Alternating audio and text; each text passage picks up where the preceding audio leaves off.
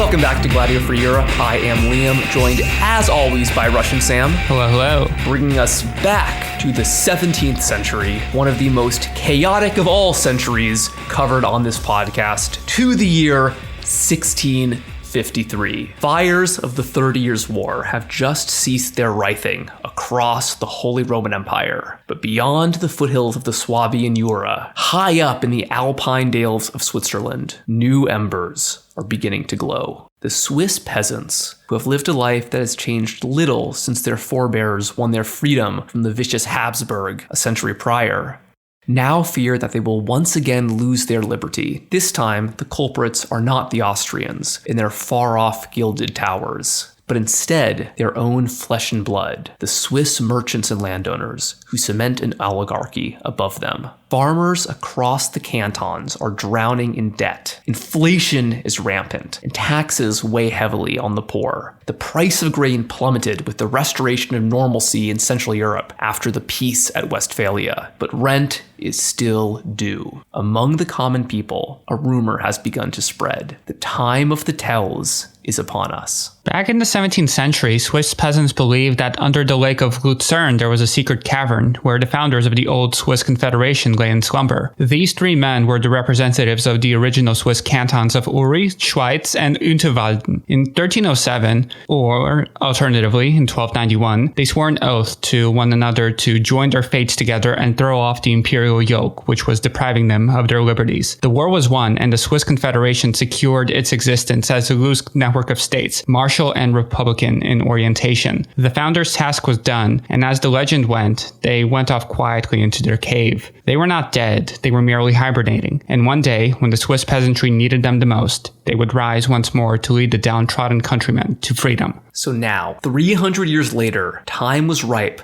for the three tells to rise from their slumber and lead their kin to victory. The three tells thus walked among the people, spreading hope among the masses that their liberation was nigh. As the peasants became increasingly rowdy, the tells appeared in their midst. It really seemed that the time for victory had come. The peasants organized themselves and rose up against their oppressors, fighting with knüttels, wooden clubs which became the symbol of the rebellion, spurred on by their immortal, resurrected forefathers. This all sounds incredibly fantastical, but as we're going to see with Swiss history, sometimes legends are more real than reality. And in fact, the three tells really, truly, empirically did walk among the people to spread a message of deliverance. They may not have literally been the immortal founders of a medieval alliance, but they really believed themselves to be part of an immortal tradition. They saw themselves as a trinity, one spirit divided into three,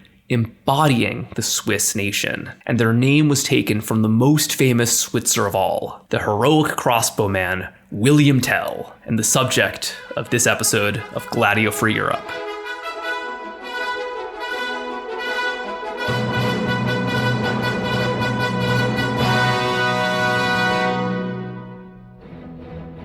But before we proceed to today's story, I would just like to remind you guys that we do have a Patreon, and in fact, we just recently added a new tier where if you subscribe, you will be able to shoot an apple off of either one of our heads. So if that sounds like your kind of thing, then please hop on over to patreon.com/Gladio for Europe and give us your hard-earned money. Yes, please. All right, let's get started. Switzerland, the most quintessential of European countries. A land of chalets and ski slopes, hot chocolate and hot brandy delivered by heroic St. Bernards.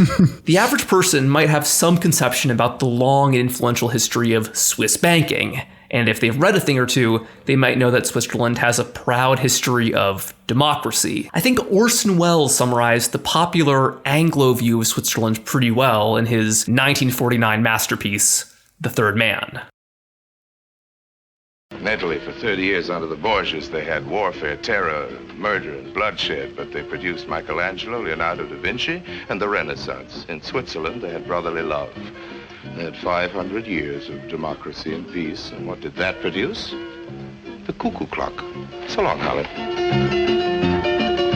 A great quote, but sadly, completely wrong. Not in the slightest, because cuckoo clocks are actually from Bavaria. If there's one thing we love on Gladio for Europe, It is smashing national mythology. So today we are taking on the proud, beautiful, completely fictitious tradition of Swiss history, including the Swiss national identity and their national hero, world-famous crossbowman, William Tell. What is true is that Switzerland is quite different from many of its neighbors, especially in modern times. Most notably, it has 4 official languages: German, French, Italian, and the more obscure and smallest of these, Romansh. Swiss German is actually pretty incomprehensible to the Germans of the lowlands, and even speakers of Swiss German can't understand the dialect spoken the next valley over. The country is split into 26 provinces or cantons. You're going to get really tired of that word by the end of this episode. And these cantons were all once independent states of their own and still have strong civic identities. Unlike France or Italy or Germany, where the many rich variations in language and identity were steamrolled over by the march of the 20th century, the various Swiss languages and even the various regional Swiss identities are still incredibly strong. This kind of diversity might feel somewhat modern, but really, it's extremely archaic, because fundamentally, Switzerland is a medieval marriage of convenience between several very different places that, against all odds, has survived up until the modern era. Yeah, they've pretty much reverse engineered the Roman concept of civitas almost. Yeah, no, very much so.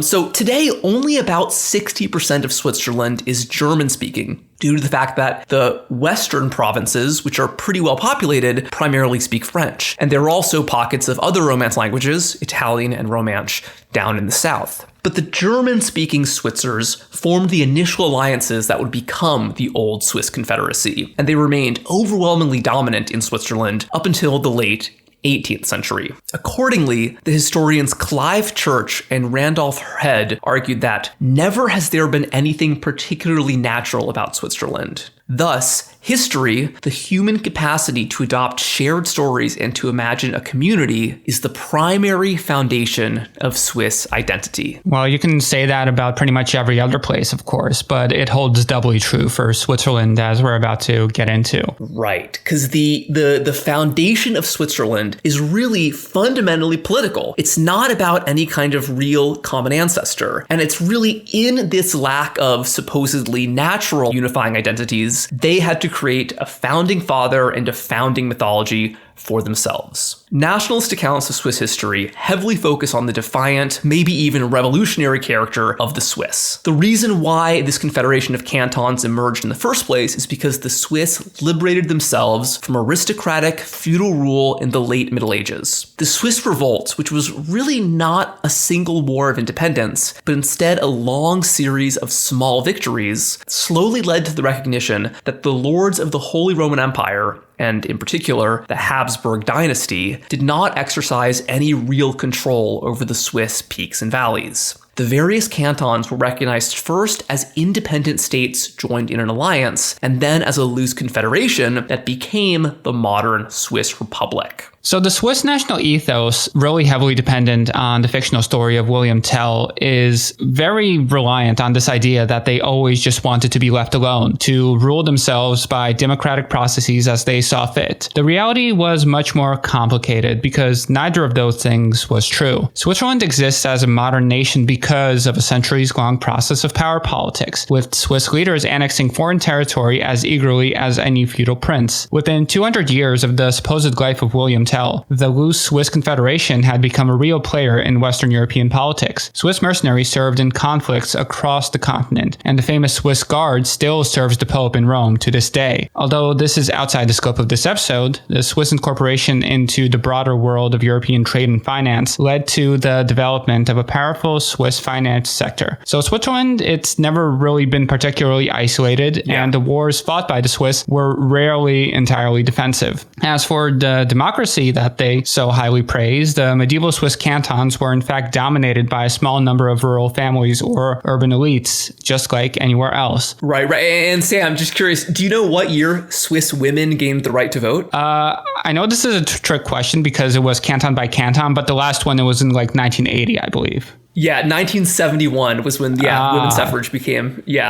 across all the cantons, Yeah, it's just nutty to think about. But really, the major distinction is that unlike most other parts of Europe, sections of the Swiss countryside really organized themselves under local governments, which is why, women were able to remain disenfranchised in a couple of them for so long. Yeah, it's this disunity which could be really good or really bad, in that local communities of men were able to organize themselves more directly in ways than you see elsewhere in Europe, especially in the countryside. Whether or not this is democratic is up for some debate, because like you said, these cantons were always organized by oligarchies, even in the countryside. But it did lead to, I guess, a more localized system of power than you would see elsewhere. Yeah, exactly. So Switzerland had a very unusual economy in the pre-industrial period because it was simultaneously cash rich and resource poor. Think Singapore. Because the country is entirely made up of mountains, foothills, and the intervening valleys, the soil and climate really aren't suitable for much serious farming. But due to its central position in Western Europe, and especially its command over a small handful of navigable alpine passes, Switzerland has been a major crossroads of trade for over 1,000 years. The great medieval trade networks that shipped wool between England and Italy relied heavily on the mountain passes of Switzerland. The famous Spanish Road, which would gain prominence in this period, the 15th, 16th, 17th centuries, all that was dependent on Switzerland. Right. So because of this quirk of geography, along with the initiative of the medieval Swiss commoners who encouraged trade by building bridges and hostels in the mountains, this brought in a level of prosperity to the Swiss valleys which could not be expected by their poor natural resources. So the slow shift from farming to dairy pasturance led to the rise of transhumance, a practice where cattle herders lead their animals from mountain to valley depending on the season. This semi-nomadic lifestyle meant that poor agrarian Switzers were unusually mobile, very good at mountain climbing, and even had a somewhat cosmopolitan ethos. And of course, because they were out in the mountains, they were constantly hunting. So, that also gave them a lot of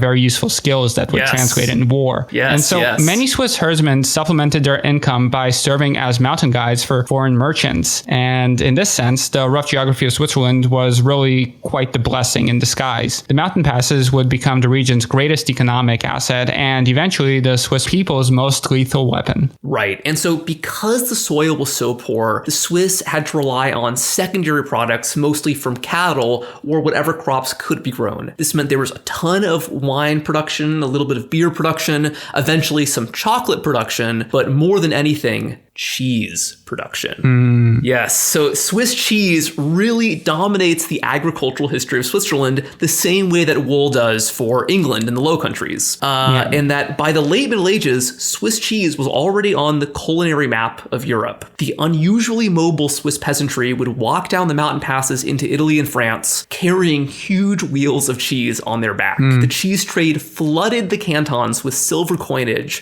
from Italy or Swabia or Burgundy, giving the Swiss a strong interest in the politics and finances of the lowlands. This economic significance meant that many local lords and distant emperors took an interest in Swiss affairs beginning in the High Middle Ages. And the High Middle Ages really were this unusually prosperous time for Europe when trade networks, especially the wool network from London to Florence, was booming. Switzerland became unusually urbanized because rural barons established new towns all across the various cantons in hopes of creating their own little trade center. Most of these towns didn't take off, but still became useful places for local trade and places where travelers could rest their head and pay tax money. In time, these towns often became much more powerful than the barons who had established them, leading to town councils, one by one, taking over whatever canton they happened to occupy. Just like neighboring regions of this wool highway, the cantons became organized into those kinds of governments we described. Unusually,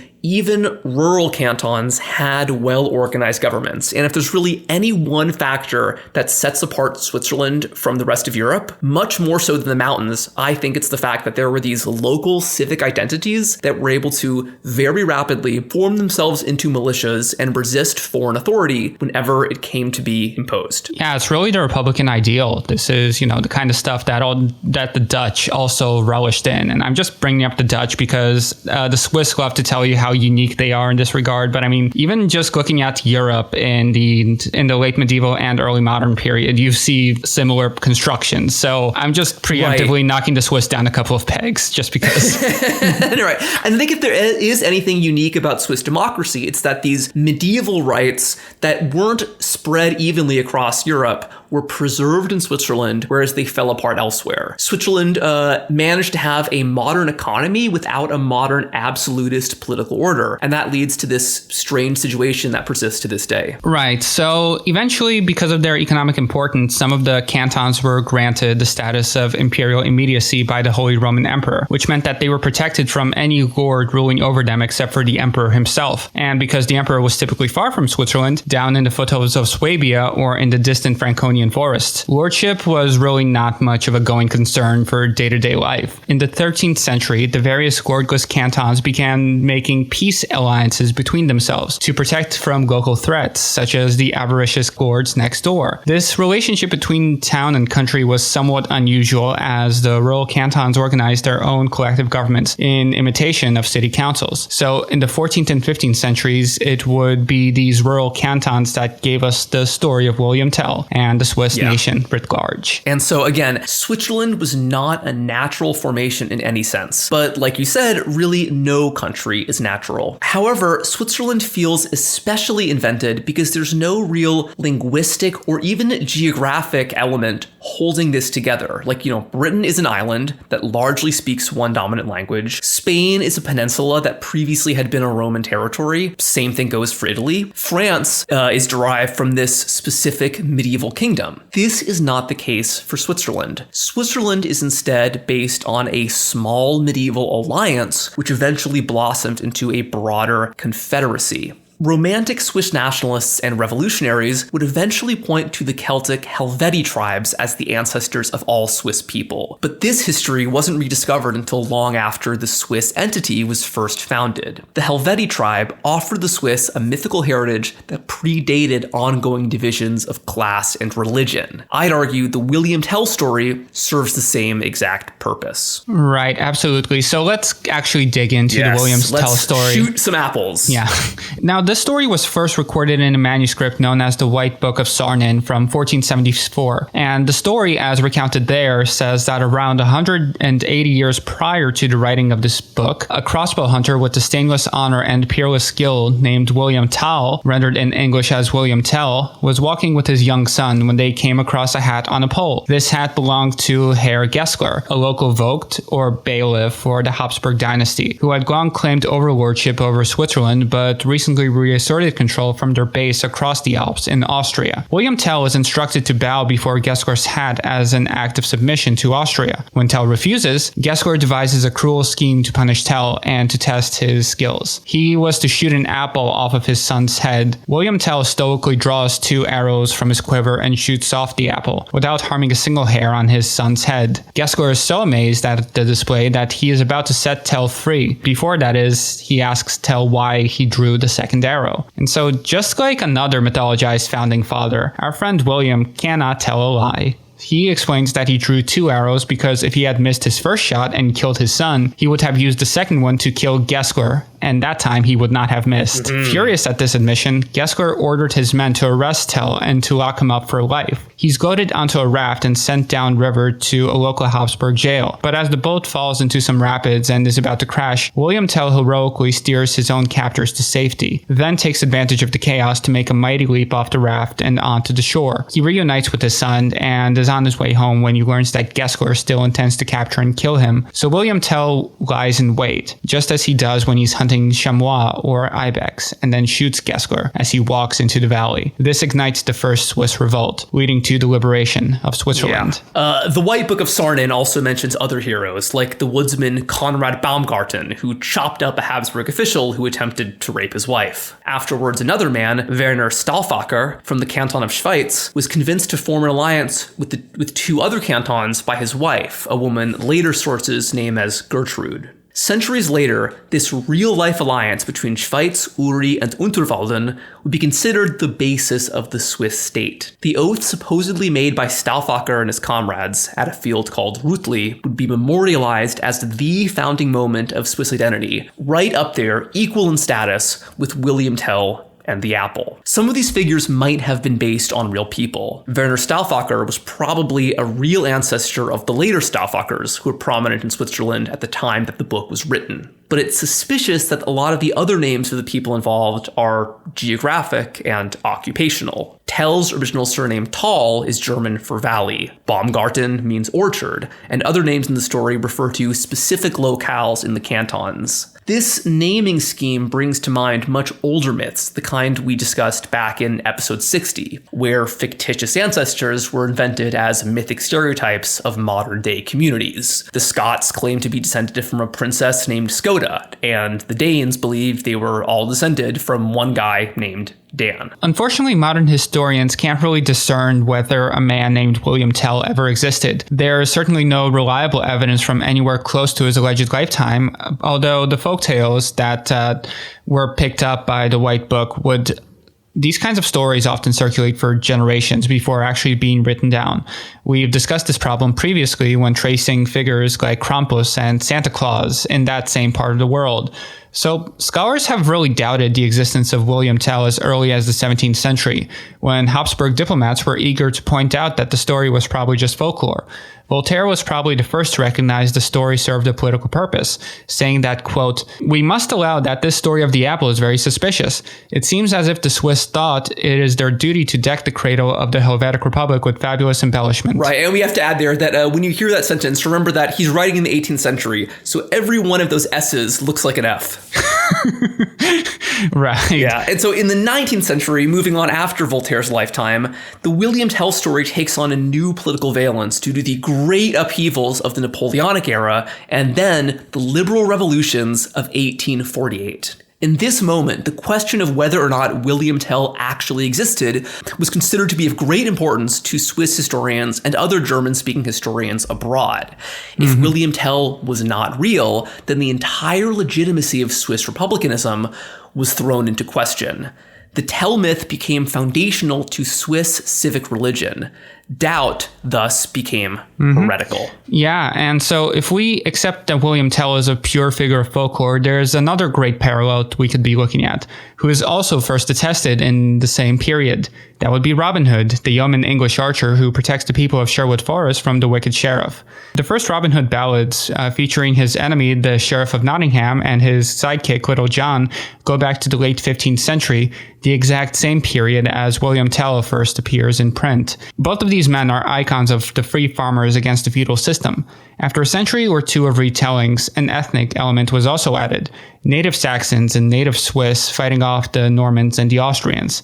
This aspect of the Tell story allowed for the Swiss people of various linguistic and religious backgrounds to rally against the foreign Austrians. And the story has so many different parallels, like the shooting the apple off of someone's head, for example. That's a very common mythological trope. It first shows up in the works of Saxo Grammaticus, I believe, the Danish historian. Yes, yeah. No, and that was something also of great note to kind of, German Romantic historians, that certain elements appear to possibly derive from ancient Germanic mythology. At the very least, these common ideas were percolating across Western Europe for many centuries, which again, it kind of implies that they might be fictitious. Yeah, right. But what historians do know for certain is that beginning in the late 13th or early 14th century, the Allied cantons of Switzerland, which at this point was a region without a name or common identity, came into conflict with the Habsburg emperors over questions of feudal rights and taxation. In one document called the Bundesbrief, the cantons of Uri, Unterwalden, and Schweiz, the last one gives us the name Switzerland, agreed to protect each other and to resolve internal and external conflicts without foreign bailiffs. Sort of like the fictitious Herr Gessler. Right, and connecting real documentation to myth here, this pact, which was either signed in 1291 or 1307, sources differ, was probably the real-life basis for the fictional Rütli Oath, which is, central to the William Tell story. And so this pact between the cantons, who may or may not have led by men including Werner Stauffacher, would lead the various three cantons into defeating the professional Habsburg cavalry again and again. Although the peasants of the cantons lacked any real military experience, they were masters of the hostile Swiss terrain, and they knew how to lure any enemy into a trap, whether a wild ibex or a mounted knight. And they knew better than to force cavalry into the mountains, so... Yes, exactly. Europe would be shocked by these victories again and again, as well as by the brutality of the Switzers. The American historian Barbara Tuchman noted that, as peasants, the Swiss militias did not expect the rules of chivalry to be applied to them. Therefore, they did not apply these rules to their Habsburg enemies. At the Battle of Morgarten in 1315, thousands of Swiss peasants, armed with halberds, hid high in the hills above a narrow lakeside pass. When the Austrian cavalry approached, the rebels rolled down tree trunks and boulders, frightening the horses and driving them into the lake. The peasants then rushed out with their long axes, hacking at the stuck horsemen. The Habsburg knights found themselves at the mercy of a people with no mercy to give. This battle is a really huge part of Swiss national memory, and it's often seen as marking the beginning of Swiss independence. But although this battle actually did happen, unlike the William Tell story, its assumed political implications are just as fanciful. This battle was not in any way a war of independence, but instead a really small-scale petty conflict between the three Swiss cantons and the Swiss abbey, whose abbot appealed to the Habsburg duke for protection when the cantons began settling on lands outside of the monastery, at one point even breaking in to loot and rob and take monks hostage. The Swiss were not declaring any independence from either the Habsburg duchy or the broader Holy Roman Empire. They really had no conception of themselves as Swiss. The battle was won by an alliance of just 3 cantons out of today's 26, although the central role of the Canton Schweiz led outsiders to describe all members of the alliance as the Switzers or the Swiss. Right. And so we should also be careful of attributing too much cause and effect to this victory or any individual battle to the ultimate liberation, if you can call it that, of Switzerland from feudalism. Because aristocratic rule was never very widespread in Switzerland to begin with. The White Book of Sarnen actually suggests that the Swiss themselves believed that their imperial immediacy, that being rule by the emperor and not by any intermediate lord, went all the way back to Roman times, the time of Augustus and Caligula. Other documentation supports this, that you see a lot of independent abbeys in towns even before these battles are fought. So clearly the Habsburgs or any dynasty had never been that entrenched in most of Switzerland. They might have had small territories, but could not command surrounding lands. We should also mention that the Habsburg defeat at Morgarten happened at a really bad time for the dynasty, when the Habsburgs were on the back foot in a lot of places. So the fact is, the Habsburgs very much did ultimately withdraw from Switzerland, but it was a long process and other factors were involved here. One thing we should also mention is that even though the Battle of Morgarten was anti-Habsburg, it wasn't anti-imperial, because in the time between the start of this conflict and the Battle of Morgarten itself, the Habsburgs actually lost the imperial title and wouldn't have it again for 100 years. The emperor at the time of the battle, Louis the Bavarian, was himself a sworn enemy of that dynasty. This means he actually rewarded the Swiss cantons with new trade rights. So even if it was anti-Habsburg, so the idea that this battle led to their liberation from the empire, which some people believe today, completely not true. However, the alliance between the 3 cantons of Uri, Unterwalden, and Schweiz would survive for a very long time, arguably up until the present, because it's this alliance between 3 cantons which would slowly grow across Switzerland, inviting more and more members on different terms. You also would begin to see different overlapping alliances between other cantons. So this is all to say that these cantons are still completely politically independent, but increasingly interdependent when it comes to their own economies and defense. Despite some big internal turmoil, this alliance survived the Black Death as well as new foreign threats, both from Austria and from France. Switzerland briefly became an arena in the bloody dynastic contest between the English Plantagenets and the French House of Valois, the 100 Years' War. This was almost entirely because of a boneheaded decision by the brash young knight Enguerrand de Coucy, who fought at different times for both England and France, and is the main subject of Barbara Tuchman's book, A Distant Mirror. Coucy was half Habsburg himself, and he claimed territories that had been vacated by the Habsburgs after the Battle of Morgarten.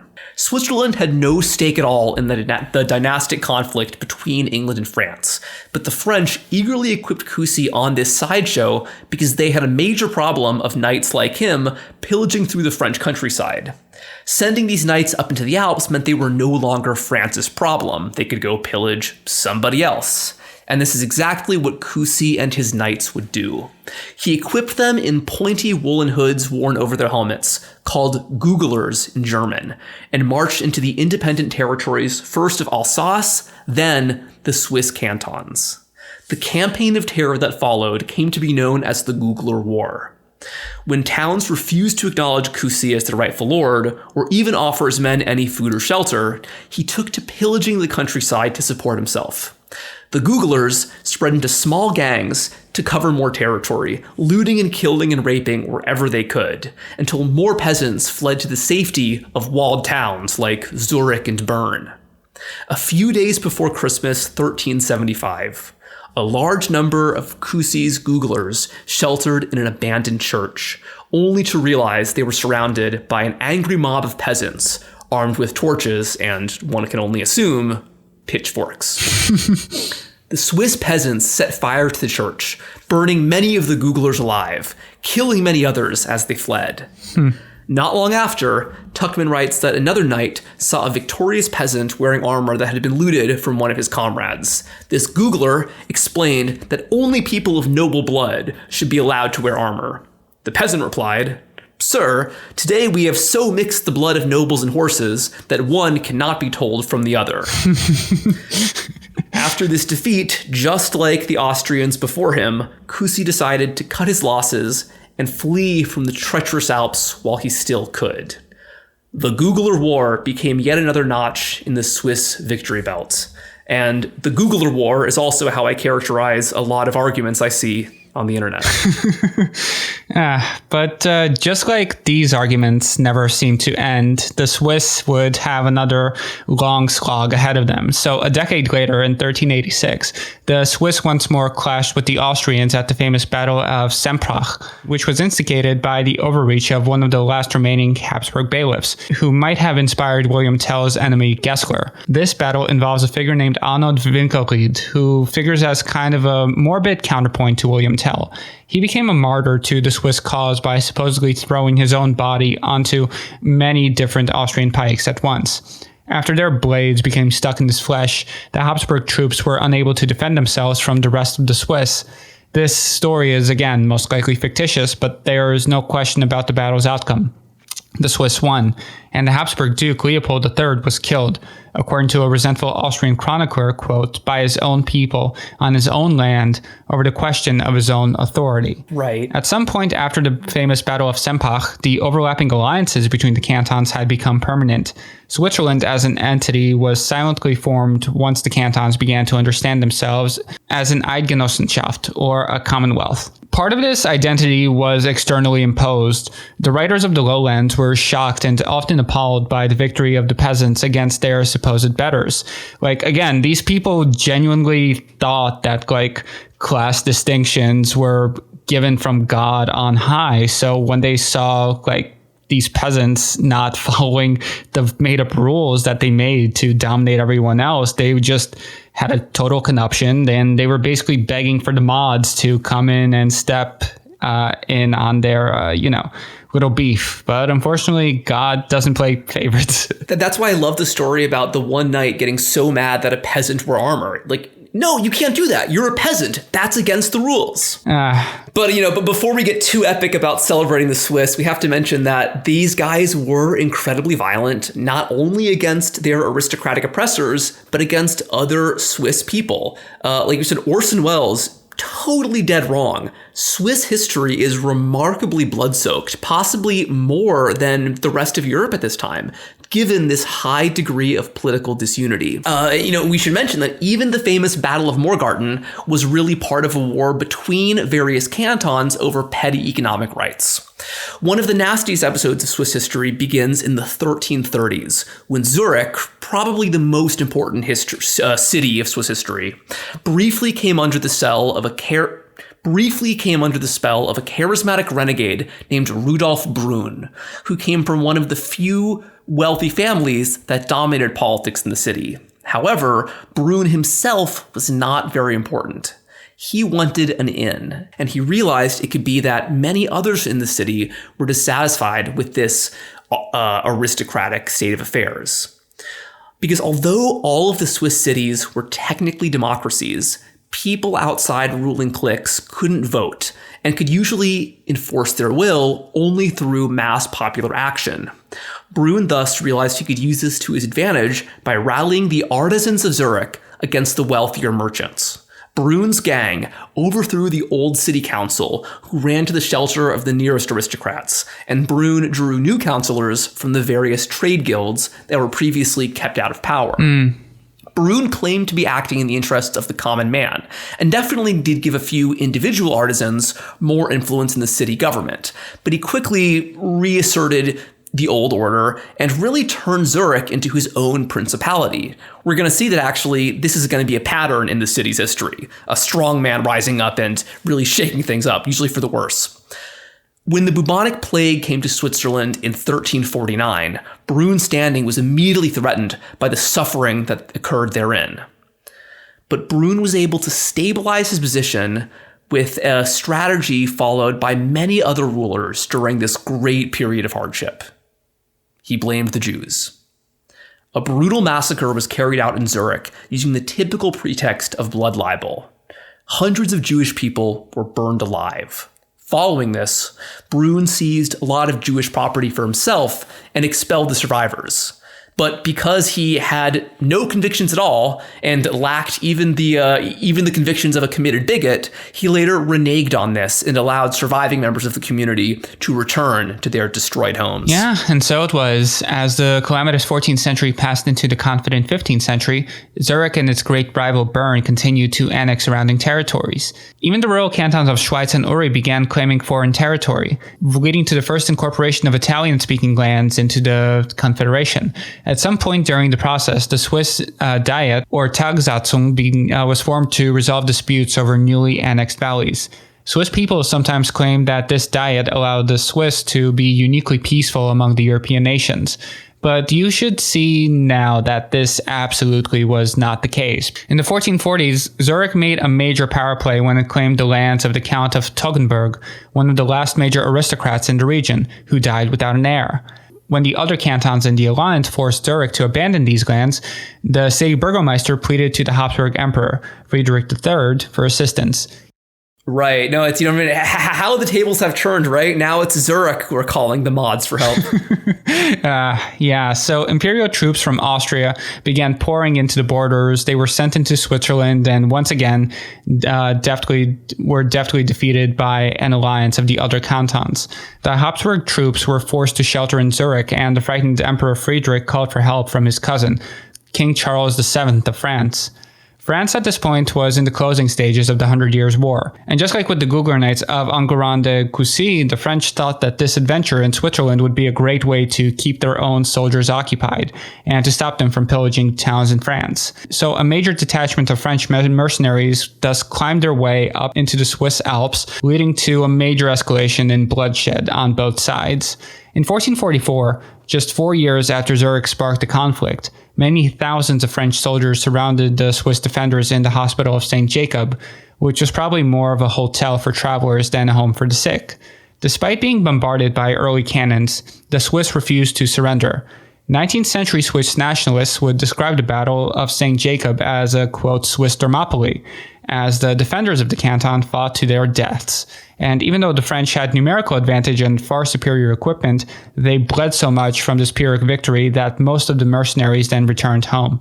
This allowed for an unhappy peace that let Zurich return to the Swiss Confederacy on the condition that they cease any alliance with the Austrians or the French. And so this conflict, later described as the Old Zurich War, was perhaps the greatest internal threat to the survival of the Confederacy. But still, it survived. We should mention there was a lot of bad feeling despite this. Many people in Zurich in particular seemed to see other cantons, especially the rural cantons, as hardly the same species as the folks in the town. One Zurich priest would later write that of the other cantons, these bumpkins were coarse, wrinkled, rough, and with strangely shaped bodies. Right. So in the following decades, the blood of the Swiss continued to flow down their alpine valleys, often in pursuit of new French-speaking territories to the west, or over trade rights with their lowland competitors. The merchants of Germany often turned their nose at the crude cakes in Switzerland, leading to one Swabian trade fair to prohibit the use of Bernese coins marked with the town's emblem of a bear. Furious at this slight, young men from Bern began rioting across the border towns, particularly in areas loyal to the Habsburgs. Some of these men actually described themselves as Turks, presumably as a way to trigger the Austrians. Yeah, no, I think it's pretty funny because this is just like 5 years after the conquest of Constantinople. So that's pretty edgy. Yeah, and I mean, again, just with another Dutch parallel, Lieber Turks than Pops was also... Yes, yeah, dude, yeah. Something about fighting the Habsburgs makes people just say, dude, I'm Muslim now. Mm-hmm. Yeah, exactly. Yeah, and one thing also we should mention about Bern, just before I forget, their symbol is the bear because the name Bern sounds kind of like the German word for Bären, for plural for bears. And so for that reason, one cute thing about Bern that's been the case since this time, the 15th century, is there's sort of a zoo in the middle of the city that's simply called the Bear Pit, where for like 600 years, wild bears have been kept in the city. That's fun. So around this period, Swissmen increasingly began offering their services as mercenaries in the surrounding regions, in particular in Milan to the south and the Duchy of Burgundy to the north. Actually, I should amend this. Not just men, because these guys, the Landsknechts, the mercenaries of the 16th and 17th centuries, a lot of them actually were supported by their female family members, which is kind of interesting. Of course, camp followers. Entire families would go on crusade to pillage together. Yeah, it's a bonding exercise. Yeah, road trip. Yeah.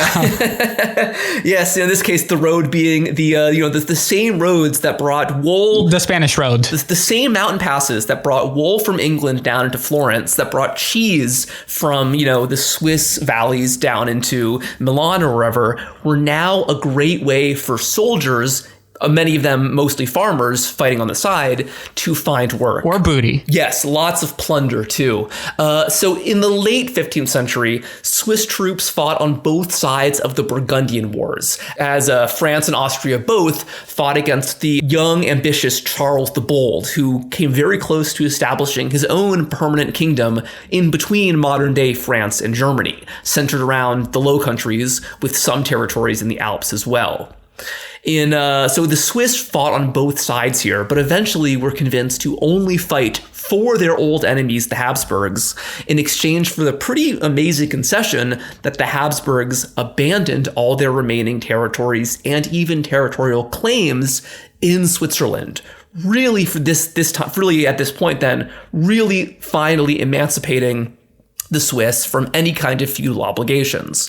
Thus, in 1477, at the French town of Nancy, a Swiss attack on behalf of Austria wiped out the Burgundian army and killed Charles the Bold himself. This in a victory not unlike the victory at Sempach 90 years prior.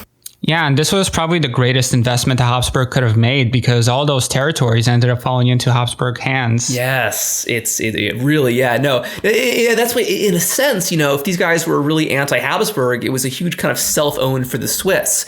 But there would be some great short-term gains.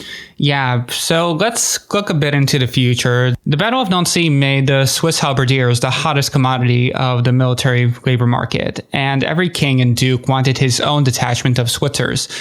This was especially true in northern Italy, where the Swiss farmers switched from selling cheese to selling their own lives. Men fighting for Florence, France, Milan, and especially the city of Rome brought new riches up into the mountains. The mercenary captains quickly became some of the wealthiest men in the country, a nouveau riche elite often of rough peasant stock. One mercenary named Hans Waldmann, who fought in the Burgundian Wars, used his new wealth to dominate the politics of Zurich. He was able to muscle his way into being the town's uncontested ruler, just like Rudolf Brunn had been, and was nearly as brutal. Seeking to leave his humble origins behind, Waldmann restricted the economic rights of peasants living in the land outside of Zurich. He prevented them from selling cloth to traveling merchants, insisting that this privilege belonged to the city folk. And more intolerably, he demanded that the peasants kill their own dogs so that wealthy townspeople would have more rabbits to hunt on the weekends. This demand triggered a violent uprising, in which the peasants broke through the walls of the city, dragged Hans Waldmann into the streets, brutally tortured him, and chopped off his head before a crowd of horrified townsfolk. So even in 15th century Zurich, you really do not want to mess with people's pets. And do not mess with the chuds outside of the city gates. No, yeah. So the generation after Waldmann would be the peak of Swiss mercenary involvement across the many wars of early modern Europe, and would probably be the apogee of Swiss international power, because from around 1490 to 1520, the Swiss were genuinely dominant on the battlefield, whether this battlefield was up in their Alpine valleys or on the plains of northern Italy. Basically, nobody could defeat the Swiss except for other detachments of the Swiss. So many mercenaries from the cantons were active in northern Italy that there was a real fear that these thugs from the north could become the new ruling elite in the Italian city-states, just as barbarians had done 1,000 years prior during the collapse of Rome. Niccolo Machiavelli noted this Swiss dominance and was one of the first outsiders to comment on the democratic culture of Switzerland. He said that just like the ancient Spartans, the Swiss are the most armed and thus the most free. This might be why the fact, even to this day, there's this strong tradition of gun ownership in Switzerland, which is very unlike that of their neighbors. The development of mass professional armies, and especially of the cannon, would cut the period of Swiss dominance short. In the Battle of Margiano, the French artillery blew entire divisions of Swiss halberdiers to pieces, but intellectual changes also convinced many Swiss mercenaries to return home. One factor was that many Swiss were queasy about fighting their countrymen. Another factor was far more spiritual. Because just as Switzerland was winning its greatest glory in the fields of Italy, the country was becoming a hotbed for the radical Reformation. Barely a decade after Martin Luther had nailed his 95 Theses to the walls of the Wittenberg Church, the country priest and mercenary army chaplain Huldrych Zwingli rose to leadership in the city of Zurich, marking his break with Christian tradition by taking part in a literal sausage party that violated the rules of Lent. Right. So while Luther was content publishing treatises from his comfy university armchair, Zwingli transformed Zurich once again into the personal fiefdom of one man.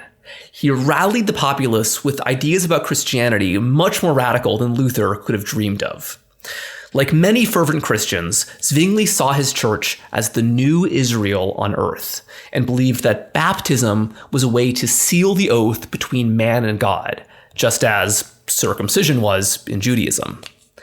The historian Darmid McCulloch believes that this covenant was a really big deal for the Swiss because oaths and treaties were such an important basis for their entire nationhood.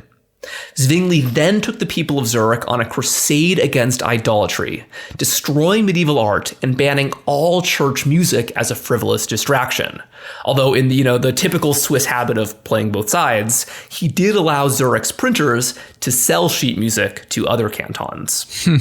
His most fervent supporters, who he would actually later disavow, destroyed crosses erected in village squares and decried the practice of infant baptism. They believed that the oath of baptism was so important it could never be made by a child. Every adult had to undergo a second baptism. These people came to be known as Anabaptists, those who baptize again. They would shake Germany really to its foundations across the next couple decades, and are today known as the Amish. So, drawing on his own personal experiences as an army medic, Zwingli preached against the horrors of war and convinced many Swiss within and without Zurich to stop killing their fellow man in exchange for the Milanese or the Florentine silver. Yet, just as he condemned violence for money, he led the city into an abortive holy war against the parts of Switzerland which remained Catholic. A coalition of Catholic militias joined forces against Zurich and, according to legend, convinced the city's allies to abandon the fight by offering the bribe of warm milk on the battlefield. Which, I mean... Yeah, man, it was really easy to win people over back then. I mean... you're going to have to do a little better for me. Whatever you think about Zwingli and his ideas, he was a true leader, and he met the Catholic coalition on the battlefield in full armor. As a preview of the kind of religious violence that would cause Europe to bleed terribly across the next century and a half, the Swiss Catholics showed no quarter to their Protestant countrymen. Zwingli was hacked to death alongside his men, the same fate as Hans Waldmann, and his mangled corpse was dragged onto a woodpile and burned, one final insult meant to deny a heretic a Christian burial. The people of Zurich and the Protestants of Switzerland more broadly were chastened after his slaughter. Although now Switzerland was part of the Holy Roman Empire only in name, they adopted the imperial principle of cuius regio, ius religio, which means whoever rules a province gets to choose its religion. In a Swiss context, cantons ruled by bishops mostly stayed Catholic, whereas cantons ruled by city or peasant assemblies voted to pick a religion. This was a pretty stable solution, as cantons held together in a confederacy despite their religious splits. Moving on later into the 16th century, as France has its own much more violent wars of religion, Swiss mercenaries will support both sides and make off handsomely. I would have loved to be an elections analyst for the Swiss religious elections. Absolutely. And what's funny is that they had their own kind of electoral college bias because the Swiss population was very Protestant, overwhelmingly so. However, a lot of the smaller peasant cantons were Catholic. So this meant that the rural areas with lower populations had disproportionate sway over the broader confederal government. And this meant that whenever they came together for a vote, the Catholics would always outnumber the Protestants. So it's kind of funny. Again, in this another rhyme with American history, the fact that this minority group had a majority of seats meant that they were very concerned about expansion because adding new territories would tip the balance of power. So the city of Geneva, which was pretty independent for most of this and doesn't really factor into broader Swiss history until a later period, had become a major center for Protestant theology under the famous French theologian John Calvin. Geneva repeatedly tried to join Switzerland, but was initially blocked because there was a fear that adding it to the Confederacy would lead to a lasting Protestant majority. Eventually, Geneva wiggled itself into the Confederacy, but only after a lot of finagling. One province that did not successfully joined Switzerland was the great city of Strasbourg in modern-day France.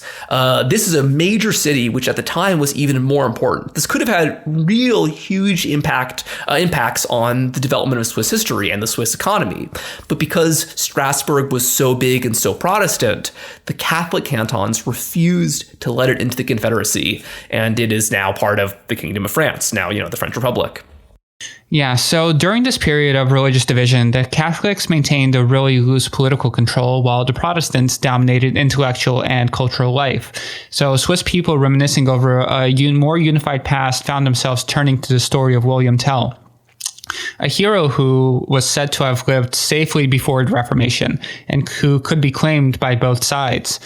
Swiss politicians became increasingly preoccupied with the Swiss identity in an attempt to maintain stability. In the early 17th century, the Holy Roman Empire descended into a brutal 30 Years' War, but Switzerland, for a time, was a bastion of peace. Plenty of Swiss people fought and died on the battlefield, but for gold and glory rather than to protect their homeland. During this period, the supposedly unique case of Switzerland, where the Swiss called the Sonderfall, was discussed by Swiss writers and backed up by nationalistic accounts of the Swiss revolt. Switzerland was a nation unlike all the others, a nation formed by hard-working common-born shepherds and mountaineers who want nothing more than to be left alone, but whose rightful independence was constantly threatened by trespassing Austrian aristocrats and grasping French adventurers. This early civic religion had its own holy texts, the medieval pacts between the cantons, and its own saint, William Tell. Everyday Swiss people in the 16th and 17th century began to claim that various locations were secular shrines to the Tell cult.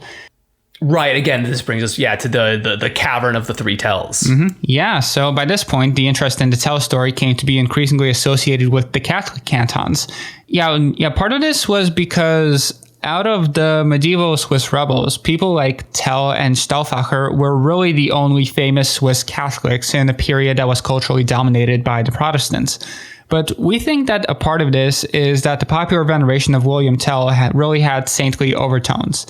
This is conjecture on our part, but it would not be surprised if the same fervent Protestants who chopped down crosses and burned icons of the saints may have knocked down any monument to William Tell that they came across. Right. And so William Tell is still the central figure in, Swiss popular history, but he's really a big deal in the Catholic parts of Switzerland, from what I understand. It's like how, every American knows something about the Wizard of Oz, but in Kansas, they go crazy for the Wizard of Oz.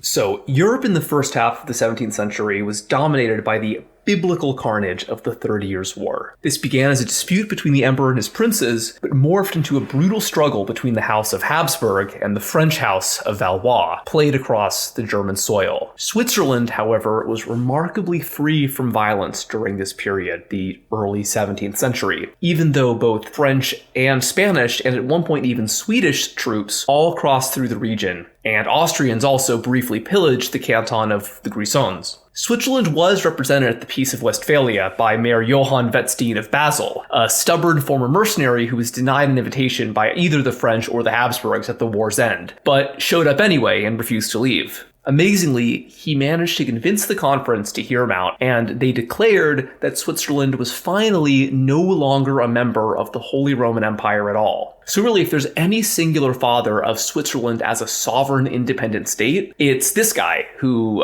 is a lot less famous than William Tell and much more, historically well attested. But we should mention that this formal nationhood didn't really do much for Switzerland, at least at first, because when Wettstein returned to the cantons, he saw that both town and country were now impoverished. Because during the 30 Years' War, peasants in Switzerland realized that the lowlands of Germany were so devastated that crops and cheese from their safe valleys could be sold down below at much higher prices. Merchants were eager to ferry Swiss products down into the beleaguered empire, or, to be less charitable, both the peasantry and the townsfolk were implicated in widespread war profiteering, and now that well was dry. So let's return to where we began this episode. It's February 1653, when the three Tells are in the town square of Schupfheim, speaking with great zeal. These men were supposedly the founders of the Swiss Confederation, walking among the people again. Walter Fürst, Arnold von Melchthal, and Werner Stauffacher.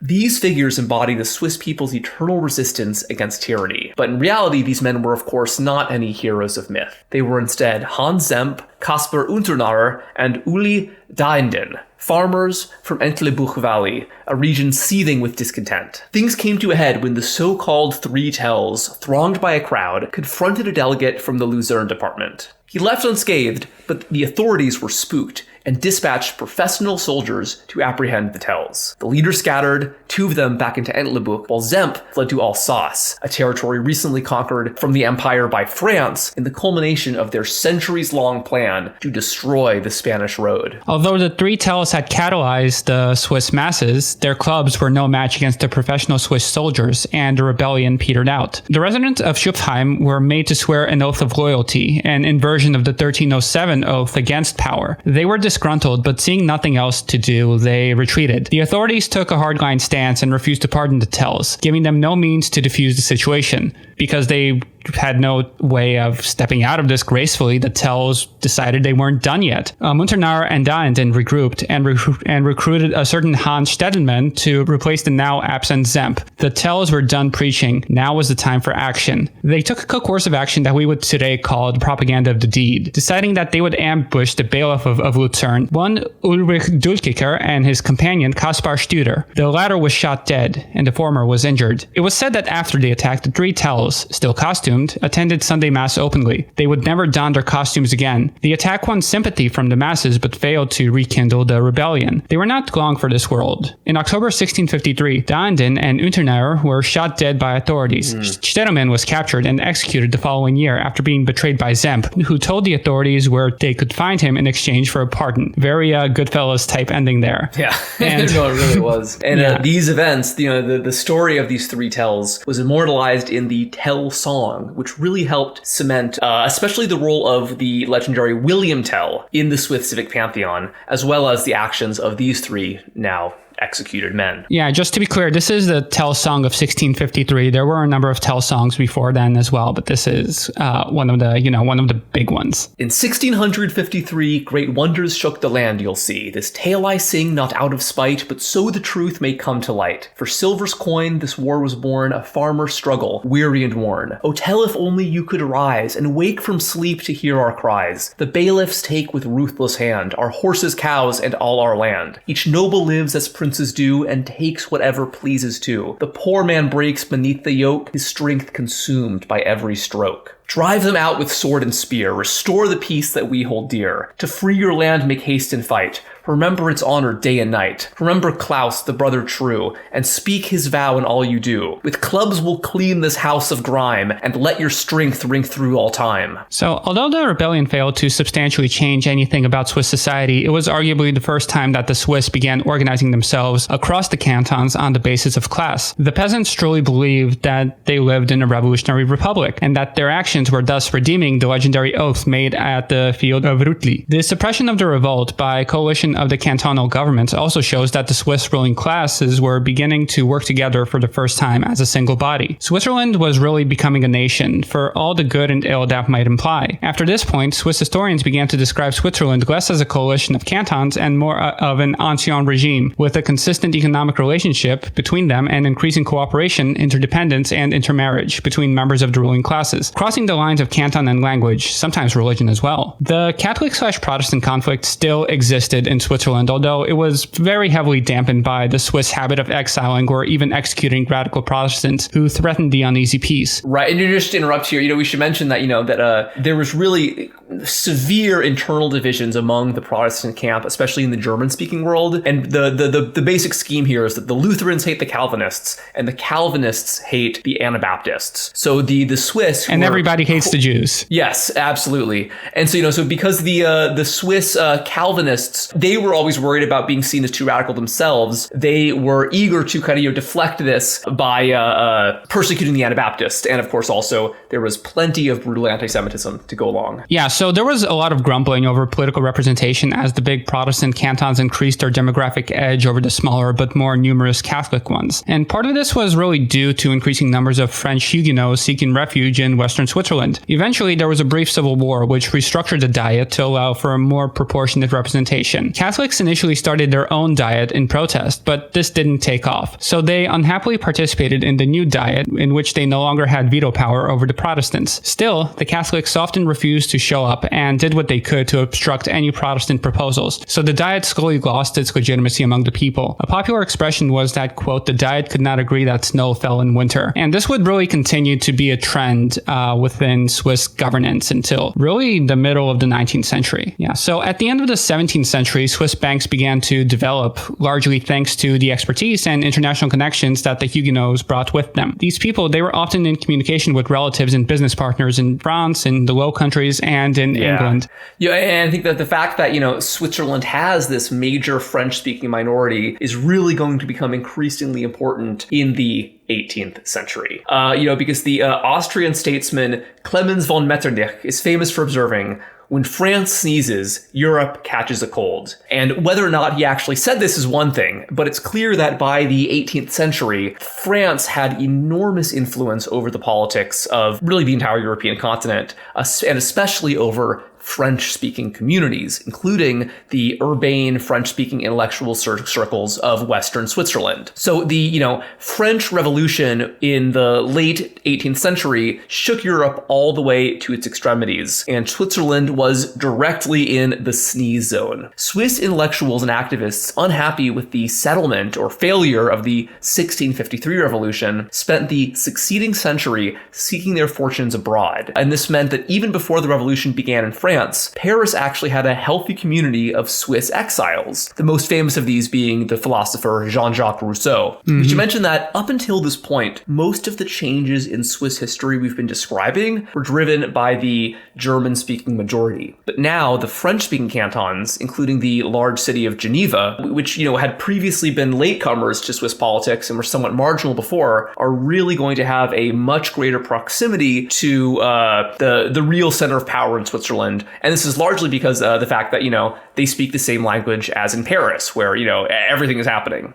This really meant that as social tensions began to boil over in France, the Swiss exiles started to apply the new concepts of liberté, égalité, fraternité to their own situation back in the cantons. They formed a Helvetic Club in 1790 to advocate for a Swiss revolution modeled after the transformations that were now unfolding around them in Paris. Talk was rife of quote-unquote modern Gesslers despotizing the descendants of William Tell. Many saw parallels between the Enlightenment ideals of revolution and the freedoms won by the Swiss Confederates in the Middle Ages. Across the 1790s, the Swiss people revolted against their bishops and landowners, creating tiny republics across the cantons. The French revolutionary leader Robespierre commended the so-called children of Tell for their victories. But now, storm clouds were gathering around them. Outside the new revolutionary republics, an international coalition of reactionaries sought to invade France and to restore monarchical rule. Swiss revolutionaries noticed the Austrian Habsburg forces just across the valley and began to fear that their republics and even their independence could be at stake. The time of bailiff Gessler would be coming again. The Swiss exile Frédéric César de la Harpe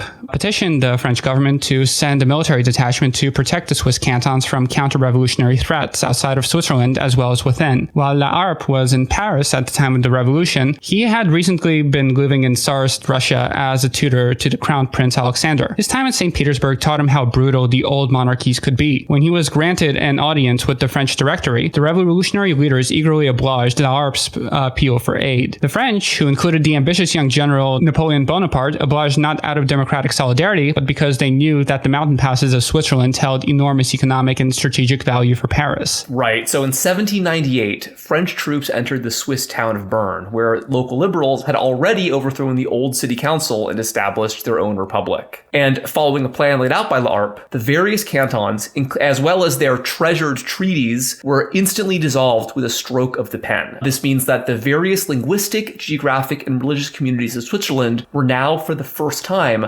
finally truly united into one government that was named the Helvetic Republic. This harkened back to a Celtic-speaking tribe who lived in the Central Alps at the time of Julius Caesar. It's probably not a coincidence that the ancient Celtic heritage of Switzerland was cherished by its French speakers, because this linked them with the Gauls of modern-day France, and also was an example of an ancestral nation that they and the German-speaking Switzers claim as their own, without relying on the, German-speaking history of Switzerland. Yeah, so this proclamation would have enormous support among certain sectors of the population, particularly the urban artisans, the merchants, and the intellectuals, the kinds of Mercurians that we discussed in our previous episode. But outside of the towns, many rural people resented these new changes, not to mention the grumbling bishops and city councilmen who had recently been deposed. So these internal struggles escalated into a low-level civil war, pitting pro-French and anti-French Swiss against one another. Many who had gained military experience as mercenaries fighting for Austria, Britain, or Spain. These internal struggles escalated into a low-level civil war, which pitted the pro- and anti-French factions against one another. Many had gained military experience as mercenaries fighting for Austria, Britain, or Spain, and they were now eager to bring their métier home. La Harpe attempted to stabilize this situation by consolidating his own power and side-gliding his fellow Helvetic revolutionaries. But This did nothing except to impugn his reputation and sour everyday Switzers against the revolution. Across the cantons, people began to see the French-backed Helvetic Republic as yet another episode of foreign tyranny imposing itself upon the Swiss liberty. After his attempted overreach, Laharpe was removed from power himself and fled to the enemy capital of St. Petersburg, where his former pupil, Alexander, was now the Tsar of Russia. Yeah, and then things really, went to shit once it was discovered that the French army was siphoning tax money out of the Swiss treasury. So after this discovery, this, major scandal, French-speaking rebels called the bourgeois papés, or paper burners, broke into city halls and archives to destroy tax and census records, overpowering the less well-armed pro-revolutionary militias. This was a kind of strangely ordinary and perhaps particularly Swiss example of mob violence, because the counter-revolutionary vandals took pains to protect church records and their beloved medieval alliance charters before actually setting fire to any paper. Meanwhile, in the German-speaking cantons, the counter-revolution was decidedly less pleasant. Farmers grabbed wooden clubs to join the armies led by the Austrian-trained officers in what was to become the War of the Sticks. In addition to clashing with pro-French soldiers, the farmers ransacked the homes of urban revolutionaries and beat them on the street. The tiny Swiss Jewish community suffered worst of all. Because the French and the Swiss Revolution had ended the ancient social restrictions on Jewish public life, the Jews were the ideal scapegoat for any problems associated with the new government. And so, in 1803, General Bonaparte, who was now the first consul of France, organized a truce between the Helvetic Republic and the various rebel factions. The French troops could withdraw and the unitary Helvetic government would dissolve in return for the newly independent cantons promising to preserve social and religious equality. The new government, the so-called Swiss Confederation, operated on Napoleonic principles of authoritarian republicanism rather than revolutionary principles of radical liberalism. Everyday Swiss citizens were more satisfied than they had been under the Helvetic Republic, but the idealistic progressives felt that their French allies had stabbed them in the back. Laharpe refused to participate in the peace talks and would not return to Switzerland until after the Battle of Waterloo. Debates over the fate of this small mountain nation intrigued the intelligentsia within and outside Switzerland, causing some late Enlightenment thinkers to appreciate Swiss history in a new light. Right. So,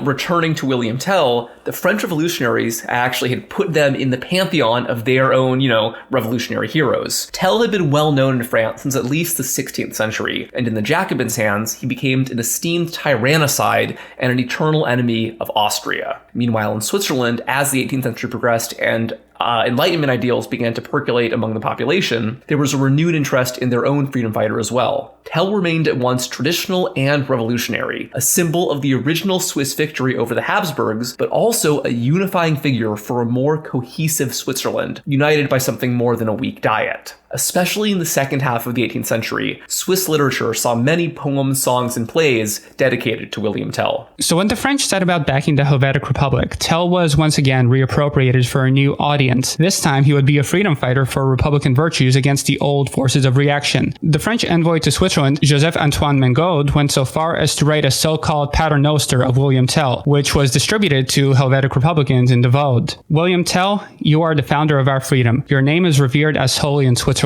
Your will be done today with us, just as when once you triumphed over your tyrants. Give us this day your courage and your bravery, and forgive us our past fearfulness, that we with so little courage watched how again and again we had our freedom stolen from us, just as we forgive our governors and leaders, who alone are to blame for our lost freedom, and allow us in future to no longer be oppressed, but rather free us forever from all forms of slavery, and then yours will remain the honor and the glory for all Swiss freedom and equality. Amen. And I gotta say, this is like peak French Revolution stuff. I just love. Yeah, yes, yeah. No. It seems like they were hoping that they could turn Tell into the Jesus of the cult of the supreme being, right? This kind of revolutionary divinity on earth. Yeah, and as Liam said, Tell, he was really, really popular among the revolutionaries. Like, there are very clear reasons why this would be the case. Aside from being a traditional national symbol of the people of Switzerland, the Austrian Habsburgs, who were Tell's enemy, were also the enemy of the revolutionaries in the 1790s, just as much as they had been in the 1290s, according to the mythology. The official emblem of the Helvetic Rat, the parliament that is, even featured William Tell embracing his young son after shooting the apple of his head. Tell was not a strictly exactly a revolutionary figure either, as many opponents of the Helvetic Republic buttressed their position by appealing to him, often employing the same talking points as their revolutionary compatriots for why the French need to be opposed. But nevertheless, there was an anti-Tell faction as well, with some people arguing that Tell was nothing but a killer, and really the true liberators of Switzerland were the swearers of the Ruthly Oath, whereas Tell, he was just basically a bandit who killed this man for no good reason. Right.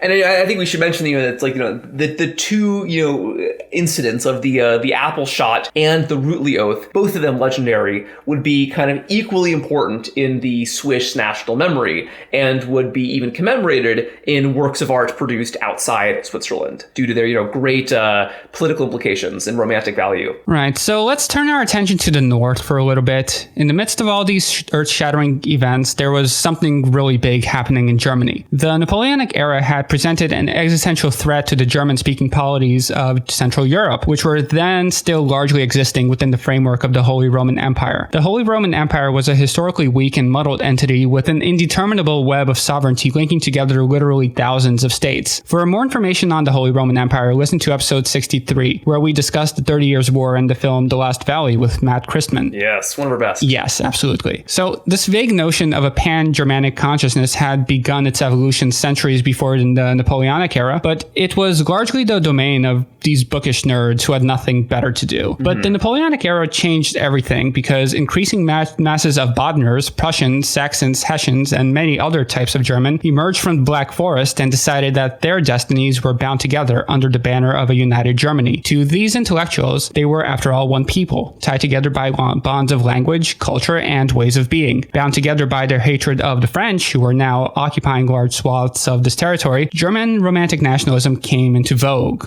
Where today most nationalism is about sitting on Twitter and complaining about how your country is going through the Great Replacement, back in those days the nationalists had much more going for them. They were young, they were energized, and they were ready to share their vision with the world. To that end, literature proved to be a really great medium. The proto-romantic nationalism had already been brewing in the German cauldron for some decades, especially within the Sturm und Drang movement of the mid-18th century. The proponents of Sturm und Drang believed that above all else, they must incite a strong emotional reaction from their audience, and they believed that they were doing this in reaction to the sort of detached rationalism of the Enlightenment. And of course, that's like a very simplistic caricature of both of these trends, but I'm just highlighting the extremes here. Yeah. Don't at me.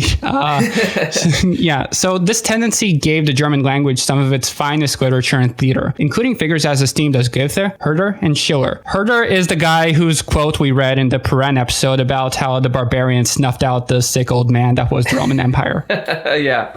So just expanding on this point a little bit, it's so hard for a lot of modern people to understand the way that nationalism could have once been an intellectually progressive force, but in this context it absolutely was, because nationalism in the late 18th, early 19th century wasn't yet a tool for imperialism or racial division, really in the way that it would become in the, later 19th and 20th century. And at this point, nationalism was really considered this democratic ethos because it was about supporting the will of a nation, not necessarily against another nation, but the will of a nation against the feudal reactionary elite, who had a completely different set of priorities and values. And I think that it's so hard to imagine what the world before nationalism was, that it's hard for us to understand how revolutionary these principles were. But they very much were. And, in the early 19th century, nationalism was really this kind of romantic gloss over a lot of generally progressive and egalitarian popular movements. Yeah, if I wanted to be tongue-in-cheek, I would say that German nationalism was the original wokeness. No, in a sense, it kind of was. And that's why it's the great irony and tragedy of really all of the 19th century is how nationalism began versus what nationalism became. And obviously, as early as the mid-19th century, many left-wing thinkers and Marxists were already identifying basically what nationalism was going to become. They knew these romantic slogans were hollow, that real liberation had to come on the basis of, class rather than nation and race. But in 1803, 1804, people weren't thinking that far ahead. And it was a very different kind of moment. German nationalism meant something incredibly different than what it would become. Yeah, absolutely. So let's speak about one of the main proponents elements of German nationalism in his era. That is, of course, Friedrich Schiller, the great playwright and author, and really a bit of a polymath. So he was born in the southern German duchy of Württemberg in 1759. Yeah, we mentioned Swabia a few times in this podcast so far. That's kind of roughly equivalent geographically. Yeah, exactly. So his father was a military surgeon, and his mother came from quite humble origins. These people were hardly the most literary types to be found in their day. They had fairly low-status artisan origins, and they slowly inched their way up through the generations. It was expected that Friedrich and his siblings would continue the same gentle upward trajectory, but young Fritz overshot what was expected of him and landed right in the German literary pantheon. Schiller's parents originally intended for him to become a priest, and he became very closely familiar with the Bible and began devouring literature and poetry from a young age. When Friedrich was 7, his father moved the family to Ludwigsburg, the chief residence of Duke Karl Eugen of Württemberg. His precocious intellect and voracious literary appetite won him the Duke's notice. This was the age of enlightened despotism, after all, and the Duke, like many of his peers in Europe, was enamored with the idea of creating a courtly elite steeped in Enlightenment values. Württemberg was a bit of a backwater at this time, and the Duke hoped to enhance its status by fostering a state-of-the-art administration and a prestigious culture. To that end, he founded the Hohe Karlsschule in 1773. This was a military academy aimed at giving boys the finest Enlightenment education that was available in those days, so that they could serve as an elite class of military officers, administrators, and civil servants loyal to the Duke himself. Tuition was free, but pupils were expected to serve the dukedom upon graduation. Yeah, I know it's a very early kind of civil service program. It's the beginning of the modern state that we start to see, in the absolutist era. So, Schiller was only 14 when he had been handpicked to enroll in the founding class of this academy. And in a way, this was a godsend because his family's finances were in disarray. His father struggled to pay rent all through his childhood. But Schiller felt oppressed by the regimented lifestyle of the military academy, and he was uncomfortable with the deep attention given to him by the Duke. He initially studied law at the Duke's insistence, but then switched to medicine when the Duke changed his mind. And then, although schooling was an opportunity he otherwise wouldn't have been able to access, this time took a great psychological toll on the young Friedrich Schiller. The pupils of the Karlsschule were under constant supervision, and their education emphasized strict discipline. Across the borders in Britain and the United States, this would be known as the Prussian model, and for good reason. Yes. This system did certainly teach Schiller something, but not the lessons the Duke had hoped to instill. Instead, Friedrich was taught to have a lifelong disdain for authoritarianism, as we certainly see in his literary works. And so this literary career began when he was still a student in 1775, when he wrote his first play, which is now lost. The following year, he published his first poem, and then he began working on his first theatrical masterpiece, The Robbers. Again, this interest in, the illegal and the rebellious. But he would not see the limelight for many years, partially because he was so preoccupied with his medical studies. He defended a medical dissertation successfully in his second attempt in 1780, and then, following in the footsteps of his father, was sent to be a regimental doctor for a ragtag regiment, which Schiller described as 240, almost to a man, invalids and cripples. So they certainly needed his medical care. Schiller's salary was meager, and his prospects for promotion were bleak. The Duke continued to micromanage, and forbade Schiller from treating civilians on the side to supplement his income, even though other doctors often did that, and his father had already bought him an expensive civilian doctor suit that he never, sadly, got to wear. Yeah, so Schiller, he was deeply oppressed by the situation, and he began to voice his discontent in his writing. He finally completed and anonymously published The Robbers in 1781. At the age of 22, Schiller had delivered an instant hit. The Robbers channels a raw emotional energy of the Sturm und Drang movement into a searing critique of corruption, of betrayal, and of societal decay. The story, it tells the story of two aristocratic brothers. There's the noble but impulsive Karl Moor, and his scheming, ugly little brother Franz. When Franz manipulates his father into disinheriting Karl, Karl, is now embittered and takes his revenge by becoming the leader of a gang of honorable outlaws fighting for the common man. As the brothers pursue their opposing path, Schiller explores the consequences of ambition and of vengeance. The play really deeply resonated with the youth of this time. It was taken as a manifesto against tyranny and the moral bankruptcy of the present-day order. And it was also really a strong propaganda piece for republicanism. That was the interpretation, at least. Tod oder Freiheit, death or freedom, captures the ethos of the play. And it really became a slogan for Germans for many generations to come across all the political tendencies. So the first production was set in January of 1782, and it inspired many young German men to set up their own so-called robber gangs. Young men in those days were very impressionable. Let's recall that when Goethe published The Suffering of Young Werner, there was a wave of suicides. I think it's the sorrows of young Werther.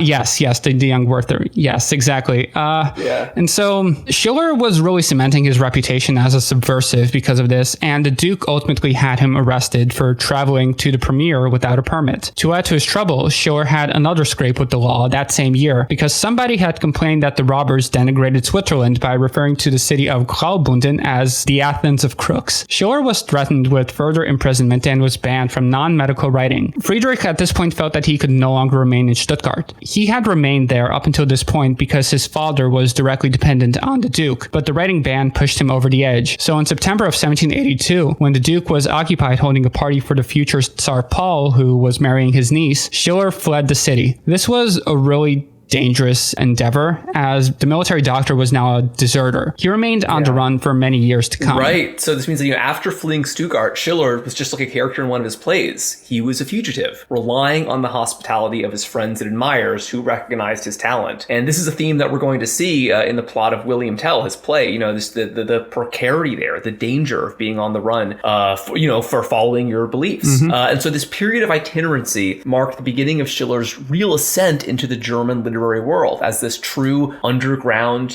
man of letters. Over the next decade, Schiller expanded his work beyond theater, going more into poetry and philosophy, as well as a little bit of historical writing, where he'd explore themes of liberty, morality, and any struggles against oppressive systems. In 1787, just a couple years before the French Revolution would erupt, Schiller relocated to Weimar, where he entered into a pivotal relationship with the famous Johann Wolfgang von Goethe. And so, Schiller and Goethe are very strongly associated today in Germany, although Schiller is a lot less well known in the US, in the Anglo world. I believe they actually share a tomb, which is kind of funny. Their collaboration and mutual admiration transformed the cultural landscape of German literature, giving rise to the Weimar classicism movement. Schiller's major works during this period, including Don Carlos and the Wallenstein trilogy about the famous general of the 30 Years' War, really cemented his position in the German literary pantheon. Through all of this, Schiller continued to follow political developments keenly. He was a great supporter first of the American Revolution, seeing it as the embodiment of the liberal form of Republican idealism he really identified with. He began as a sympathizer for the French Revolution as well, and,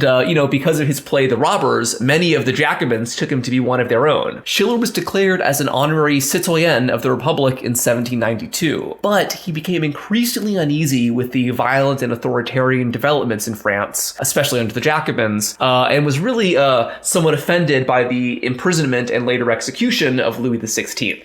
The king's death prompted him to write a tract dedicated to his memory, and this was lost to history, but I think the fact that he was so shocked by the killing of a king that he had to write this gives you an idea of his political temperament. By 1795, Schiller openly declared his belief that the French Revolution had already failed because it had, quote, failed to place the law on the throne. But for our purposes, Schiller's most important contribution is his play William Tell, produced in 1804, not long after the overthrow of the Helvetic Republic, orchestrated by, or at least allowed by, Napoleon Bonaparte. Schiller's quill transformed William Tell, already a common personality in popular theater, into something more than a Swiss folk hero, and inverting the polarity of the Helvetic Republic's William Tell imagery. Tell was once more the ultimate symbol of defiance against foreign domination, only this time the empire in question was understood to be not Habsburg, but French. Those who opposed Napoleon saw the play as a condemnation of his encroachment into German-speaking lands. Napoleon had not yet declared himself emperor when the play was staged, but this later development would have made William Tell even more poignant. Produced with the help of his old friend and benefactor Goethe, from the time William Tell was first staged in Weimar, it had a warm reception. The audiences rightfully saw it as a direct commentary on the events of the day. Stauffacher's speech at Rütli sparked thunderous applause, and the French banned its performance as a subversive work. But the influence of the play continued to spread despite being outlawed, to the point where the Prussian army soldiers recited the Rutli Oath as interpreted from the play from the Battle of Leipzig. And so, here it's a really long scene. It's all, it's so long, it almost reminds you of the Council of Elrond or whatever in Lord of the Rings. It just goes on forever. But the writing is beautiful. There's all these romantic allusions to ancient chapters in German history, and it's really the prose is great. So I'll just jump in for a little bit here. By this fair light which greeteth us, before those other nations that beneath us far in noisome cities pent, draw painful breath, swear we the oath of our confederacy. A band of brothers true we swear to be, never to part in danger or in death. We swear we will be free, as were our sires, and sooner die than live in slavery. We swear to put our trust in God Most High, and not to quail before the might of men. So William Tell would be performed in its entirety on the battlefield of the Battle of Leipzig at the 1-year anniversary, but Schiller would not live to see any of this. He had always been sickly, and the difficulties of the French occupation really took a toll on his health. Right. So like all great early 19th century artists, he died of tuberculosis at the young age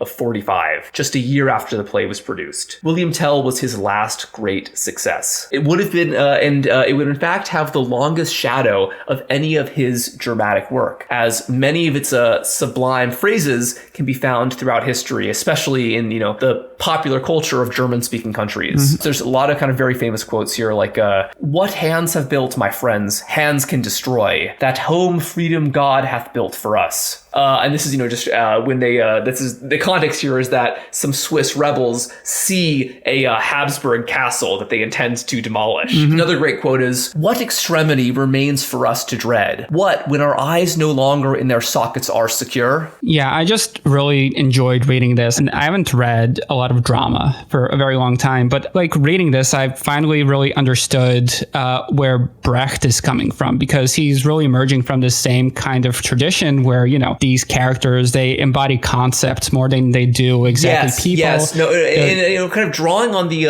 original legendary imagery, where it seems like some of the characters in the 15th century accounts of the Rutli Oath are references to various occupations. A lot of the characters here really seem like symbols representing different aspects of Swiss history. Like, for instance, there are these there's this kind of side plot about this elderly aristocrat who's very fond of the Swiss cause, and his arrogant young well-dressed nephew who sides with the Habsburgs. But eventually the nephew is so impressed by the deeds of William Tell that he not only switches sides to support Swiss independence, but he frees all of his peasants, therefore, ending feudalism in Switzerland. Well, that's actually not why he switched over to the Swiss side, though. Like, he has this really evocative scene with his uncle, I believe it is, in like the first act, where his uncle is excoriating him for the fact that he's hanging around the court over there in Habsburg lands, and he's like, I'm against this oppression as much as you are, but I see no better way to further our cause than to have the emperor's ear, and so I'm doing this for your own good. And in fact, no normal person would want to be here, because like, this is the backwater. I'm a worldly person, but then he switches sides, because ultimately he has a lover in the Austrian court, a woman named Bertha, who, as it turns out, is kind of woke, so she sympathizes with the Swiss, and he's already very uncomfortable with what he's seeing, with Gessler's antics through all this, and finally she's just like, oh well, you got to be a man and you have to support your countrymen, and he just like switches on a dime, like, okay, if you say so. Yeah, but it's a very cool play, and like I said, the language is beautiful. It's very Shakespearean in its structure. It's like very long with these soliloquies, much closer, I would say, to like, Renaissance theater than to most later 19th century theater. But it's pretty cool. And it's this, this deliberate myth making. It's this very self-conscious romantic nationalist project. And obviously, Schiller himself was not Swiss. He was from Swabia, which is, down below in the foothills. But he had this, strong romantic fascination with the Swiss cause. And just like many Swiss people, mm-hmm. saw how the medieval struggles against feudalism could be this, modern day inspiration for 18th and 19th century struggles against the monarchies that still survived. And I don't think that these Swiss revolts actually had much to do with the French or the Helvetic Revolution at all. I think there was this, there were some ways in which it was about poor versus rich. But I think that what this episode has shown is that the actual history of medieval and early modern Switzerland was really not particularly egalitarian, and that although these people did successfully evict aristocratic rule, and for that they should be commended, they didn't necessarily have the same kinds of values that Schiller and the fans of his work would project onto them. Mm-hmm. Yeah, absolutely. But I mean, fundamentally, these are kind of progressive values that they espouse, so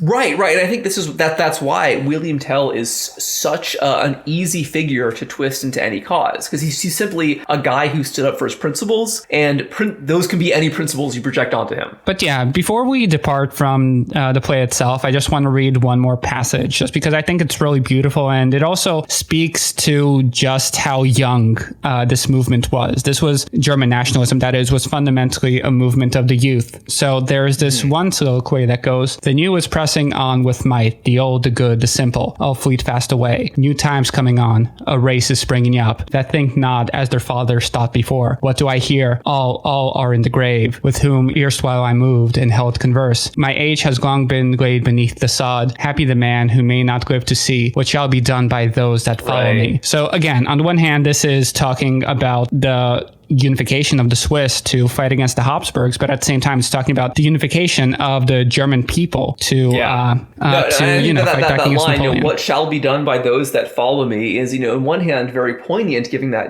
he would die, Schiller would die so soon after he wrote this, that, any German nationalist project would inevitably have to be done by those who followed him. But I think it's also, there's also kind of a little bit of a darkness there, given what we know about what was done actually was done. Now that we know where the road of German nationalism ended, this kind of early idealism, I think, should be seen a little bit more with a little more scrutiny. Mm-hmm. Yeah, absolutely. So the play, it opened in Weimar to a lot of praise from the German audiences, but there was a lot of grumbling in Swiss quarters about this play.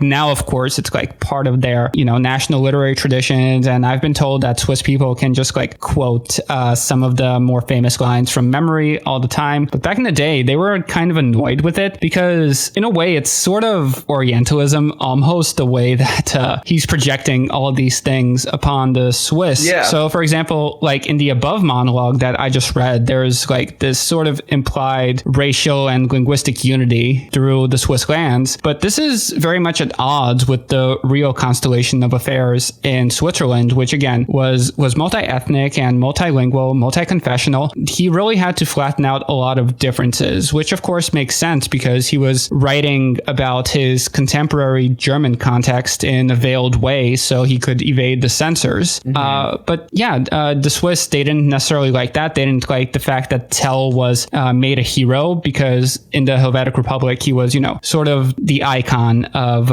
those revolutionaries. And the people who won out in Switzerland, of course, were not revolutionaries. So they looked sort of askance at Tell. And in fact, to this day, many Swiss productions of William Tell will not show the scene where he kills Gessler, because they were sort of really unhappy with the whole tyrannicide narrative, because the way they tell it, Tell is almost a secondary figure. The people who swore the oath at Brutli, those are the actual, founders of the country, where Tell was just a killer. Yeah, but before we continue, I just like to make a note that there was grumbling from the Swiss, even at the premiere itself. Hegel attended this, and he noted that somebody in the audience was commenting that these weren't real Swiss being portrayed up on stage, which, the race science was much more advanced in those days, so they could I kind of wondered, it was especially, there's a lot of bitterness about the fact that he was Swabian in particular, because, the Swabians were at war with the Swiss almost as much as the Austrians were. Yeah. All right, so just kind of moving forward through the remainder of, 19th century Swiss history here, about a decade after William Tell premieres, European history will completely change with Napoleon's defeat at the Battle of Waterloo. The British now inaugurate a new order over Europe, really redefining politics on generally more reactionary terms.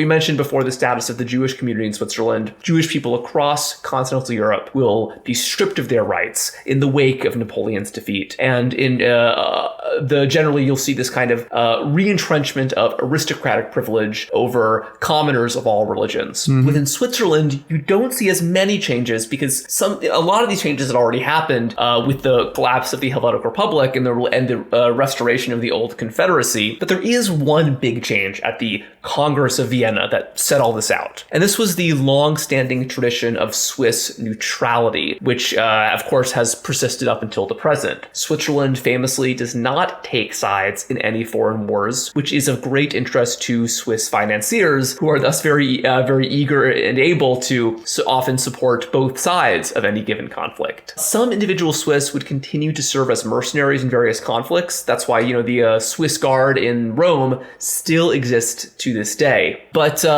many of the social and class struggles that we first saw in 1653, then again in 1798, would continue to simmer across Swiss history and really across European history in general in the first half of the 19th century. And then in 1848, this would really bubble over in a continental period of turmoil. And in Switzerland, this would see the return of William Tell. Right, yeah, because when the liberal revolutions broke out across Europe, the German-speaking Republicans were really eager to bring up this image of William Tell as a romantic hero against feudal oppression. So Schiller's play was quoted explicitly in revolutionary pamphlets as a call to arms in the era. Meanwhile, over in Hungary, William Tell was a popular icon for a really unexpected reason: gambling. The Austrian printing houses produced packs of cards featuring William Tell and other Swiss heroes, and these cards were widely distributed across Central and Eastern Europe. Because Hungary at the time was controlled by the Habsburgs, the same family that had dominated parts of Switzerland 600 years earlier, William Tell became a natural symbol for Hungarian defiance. When the Hungarians took up arms in 1848, which led to the most violent of the revolutions of the era, possession of a Tell card was used to signal revolutionary sympathy. The government banned the play and made possession of the cards illegal. While there was surprisingly little controversy about the play upon its publication in 1804, now 4 decades after the initial publication of the play, the crowned heads of Europe feared that this work might inspire radicals to take shots at their own rulers. Reactionaries turned against the play and against Schiller writ large. And so the German historian Götz Ali noted that although there's, I believe, no reference to Jewish people in Schiller's play at all, and Schiller himself was a Protestant, the play was actually targeted by anti-Semitic vitriol at this time. It was associated with liberalism, and liberalism was associated with Jewishness. And this,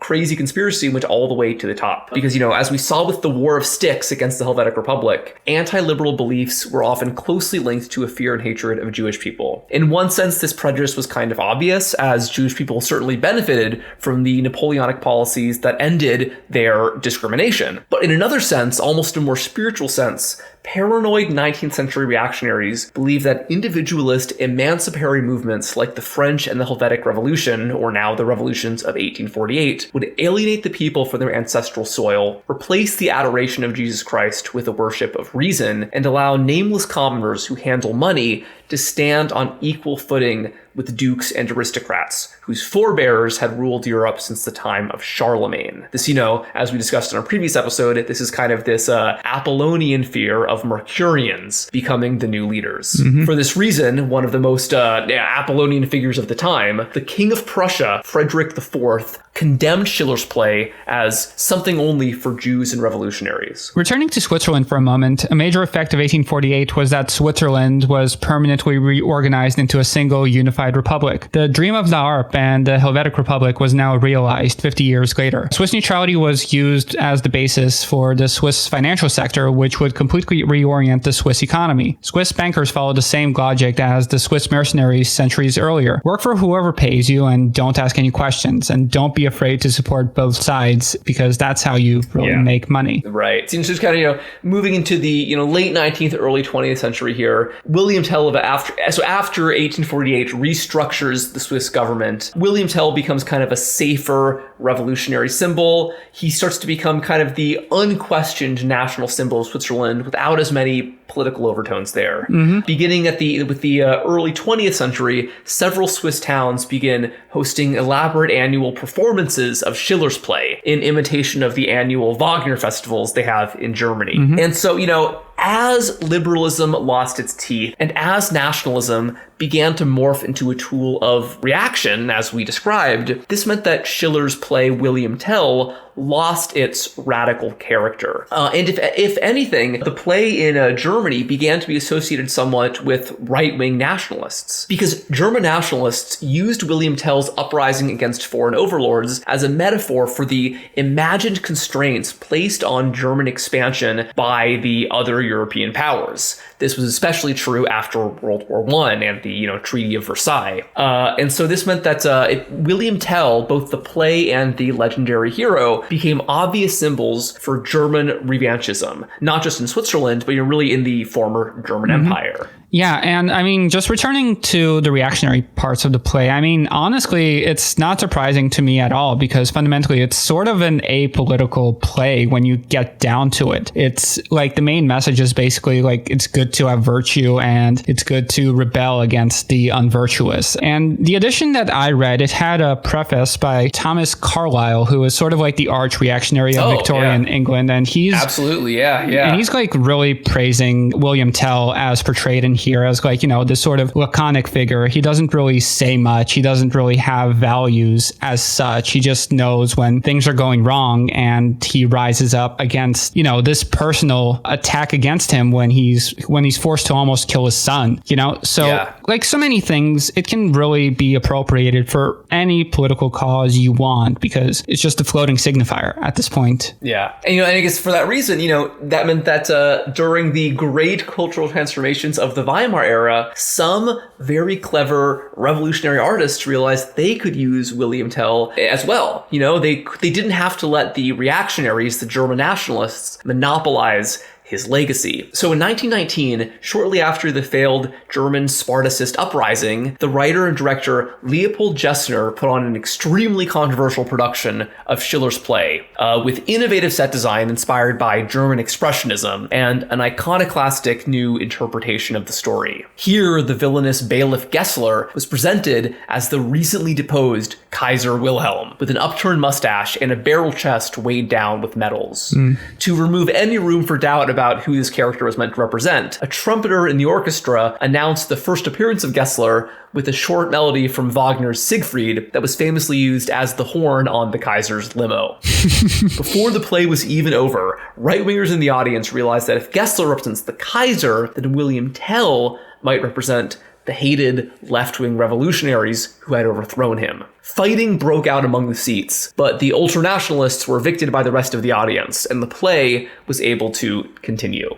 20 years later, the German counter-revolution would reach unimaginable heights and unimaginable horrors under the Nazis. William Tell was again revived for reactionary purposes. Romantic German ultranationalists approved of the play's allusions to the mythical origins of the Germanic peoples in the extreme north. They believed Tell and his comrades exhibited heroic traits unique to the Aryan Germans. Then, during one of Adolf Hitler's annual trips to Munich to commemorate the beer hall putsch, the Gestapo noticed a shifty young man in the crowd. Upon arrest and interrogation, the French-speaking detainee, Maurice Bavaud, confessed to having come to Germany to shoot Adolf Hitler. Bavaud was himself a member of the extreme right. He was a Catholic fanatic who feared that Hitler would suppress the church and conquer his homeland, Switzerland. After Bavaud's execution by guillotine, anti-Nazi dissidents began to hail him as a new William Tell, and accordingly, just 2 weeks later, Schiller's play was banned in Germany, now considered too dangerous for yet another tyrant. Around this time, you also begin to see another nationalistic revival of William Tell,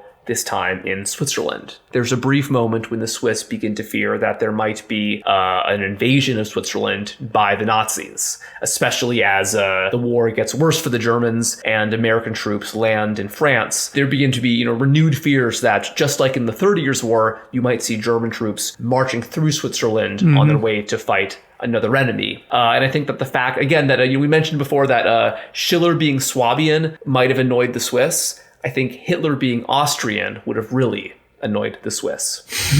So after World War II, Switzerland becomes basically much like any other nation in Europe. And, looking at Switzerland now, really, it's hard to see how Switzerland could have ever been a kind of revolutionary idea at all. Switzerland now is simply a country for banks and ski chalets. It's associated with extreme wealth and occasionally with shady politics and finance. But as we mentioned with, the unique linguistic situation, there are some interesting surviving elements of the very unusual medieval Swiss Confederation. That's really nothing of that state exists any longer. The cantons it's no longer an association of cantons. It is a single unitary government. But I think there really are these kinds of interesting hints of the old Switzerland, and the enduring survival of William Tell and the Tell myth is obviously the greatest example. Yeah, so William Tell is still immensely popular, as we said.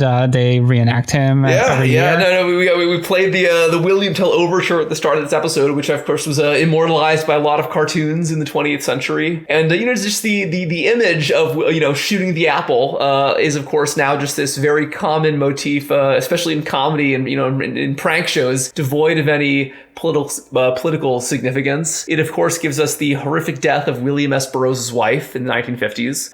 It's just it really is this enduring symbol. There have been several other William Tell adaptations over the years. I know there was a corny 90s TV show in New Zealand that I think is beloved by a lot of Kiwis these days. And recently, actually, there was a British, somewhat high-budget William Tell movie that was produced this year that should be releasing in 2025. And it's actually a direct adaptation of this Schiller play, but trying to make it more of an action movie. Mm-hmm. It's got one of the guys from The Northman, Klaus Bang, and also features Ben Kingsley with a golden eye patch. So I have no idea if it's going to be any good or not, but I think I might have to watch it now. Yeah. After, the work I put into this episode. Yeah, absolutely. And I'm really looking forward to this film once again precipitating a political rebranding of William Tell. Will William Tell suddenly become a based glib because people start drawing comparisons between him and the Trump assassins, for example? Oh, we'll see. Yeah, maybe so. I think that again, that's the thing is that it's William Tell might be the hollowest of all revolutionary icons, like other revolutionary figures throughout history, Boudica or Spartacus from classical history. They're a little bit too political. I think there's implications there about colonialism and about class that are a little bit uncomfortable to certain people who want to use them. But William Tell, he really was not a class-based revolutionary at all. He was rebelling against some kind of oppression, but as we've shown, the disputes that the Swiss themselves had with the Habsburgs were very minor. It really was not about the institution of feudalism at all. It was about these petty land rights and really began between arguments between the cantons. Part of it was because the canton of Schweiz, that gives Switzerland its name, wanted to bully and eventually conquer another canton, and the Habsburgs wouldn't let them. And this eventually gives us this great national myth we have today, where, William Tell kills the wicked Austrian bailiff and then inaugurates, as Orson Welles would say, 500 years of democracy and brotherhood. Mm-hmm. In reality, it's a lot more complicated and a lot less pleasant. The Swiss are much less heroic in their history, as they might want to sometimes portray themselves. But I do think that the survival of the William Tell story is really interesting. And I think that Swiss history is quite unique in Europe and really does deserve some specific attention. Really, that's kind of about it. Any closing thoughts about William Tell, Sam, or about Swiss history more broadly? Yeah, I guess, as William said, this was really such a small thing ultimately, but here, because of it, we have an entire nation in the heart of Europe that's famous for, fondue and chocolate and banking and all these other wonderful things, which I guess if I had to say you should draw a lesson from this, it would be that you can just do things, and if your heart is in it, you can accomplish greatness. So let 2025 be the year of the Gladio William Tell. I hope all you guys start your own little rebellions out there. Yes, and that's the great thing about William William Tell is that because it's such a hollow signifier, it can be rebellion for anything. You can rebel against your fruit ripening too fast. Anything you feel like. Yeah, just rebel against bedtime, and maybe 100 years from now, you'll be hailed as a great revolutionary. Yes. All right. Well, thank you as always, Russian Sam. And you guys listening out there, watch your aim. Be careful with those arrows. Mm-hmm. Yep. Bye-bye. Come away with William Tell. Come away to the land he loved so well. What a day when the apple fell for Tell in Switzerland. Come away with Tell to the mountainside. Look down to the path where the tyrants ride. Bit a bolt, and down they go for Tell in Switzerland. We are simple peasant folk, we will not bear a foreign yoke. Our freedom song will echo on to fight for what is right. Hurry on, there's a dungeon cell. Hurry on, there's a noose as well. But we'll escape from the jaws of hell for Hell in Switzerland.